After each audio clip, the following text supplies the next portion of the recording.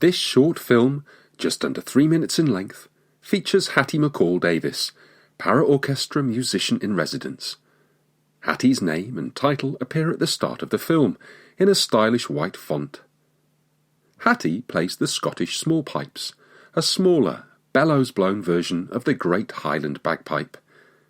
The bellows part of the instrument is worn under the right arm, with a strap around the middle, just underneath the rib cage, to keep it in place. The bellows provide the pipes with the required airflow to make the pipes sound. Hattie moves her right arm away from her body and back again in a smooth, strong motion, sending air through a connecting tube into a velvet-covered bag.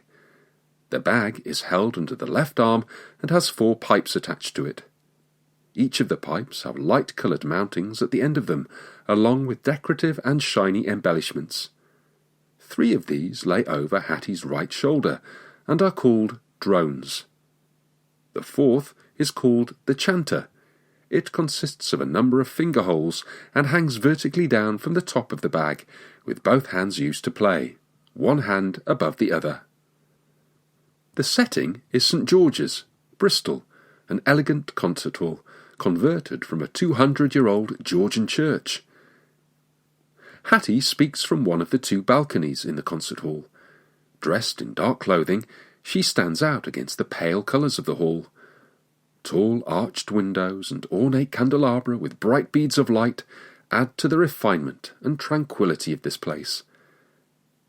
Behind her, in the background, is a striking piece of classically inspired art, containing various religious images. The film is a mixture of Hattie speaking straight to camera and close-ups of her playing from different angles, often with her eyes closed, as if lost in the music.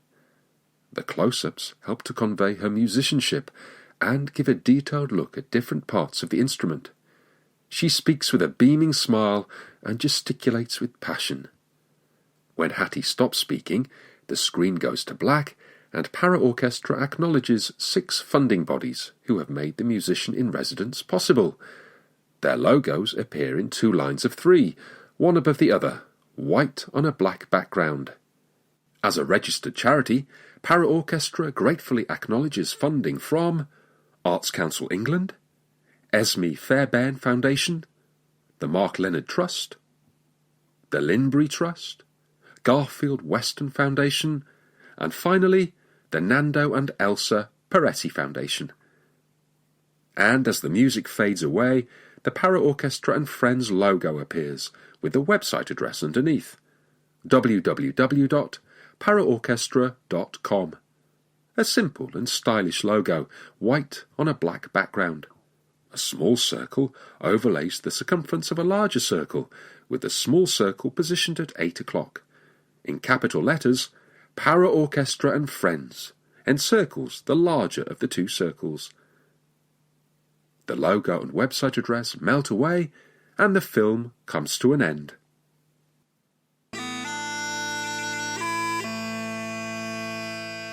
So when you say bagpipes, I think most people think the big Great Highland bagpipe, which is the traditional sort of mouth-blown, big 3 drones over the shoulder, man in a kilt.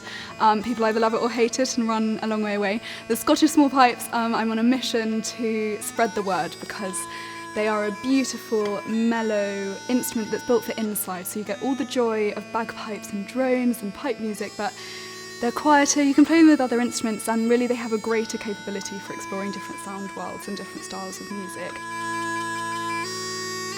The Musicians in Residence programme with Paraorchestra was an incredible opportunity, and one that I really wanted to take advantage of because it provided an opportunity to sort of reinvent myself musically and rediscover a musical identity, if you like. I started life as a professional cellist, and I had always played the cello with Paraorchestra, but I sort of, to a certain extent, lost a significant proportion of my professional cello career after a diagnosis of Ehlers-Danlos syndrome, which just meant I couldn't play professionally full-time anymore, and I sort of had felt the musician side of my personality was slipping away, and I didn't know how to stop it. And the bagpipes has always been a hobby of mine, and gradually, sort of surreptitiously, I realised that they had started to take over as kind of my main music-based artistic practice.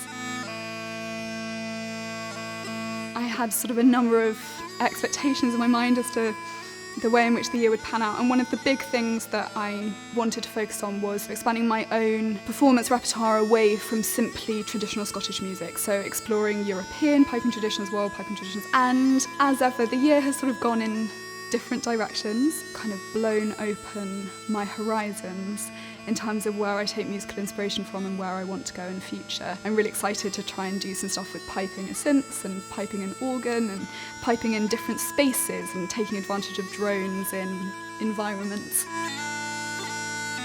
I kind of feel like now my world has opened up, and I can't really thank the residency enough because I feel like I've been given my musical voice back, my musical identity back. I feel like I know who I am as a musician again, and that has given me the confidence to know that in future I can walk into a room of collaborators and have my own voice, but also have the confidence to explore new things.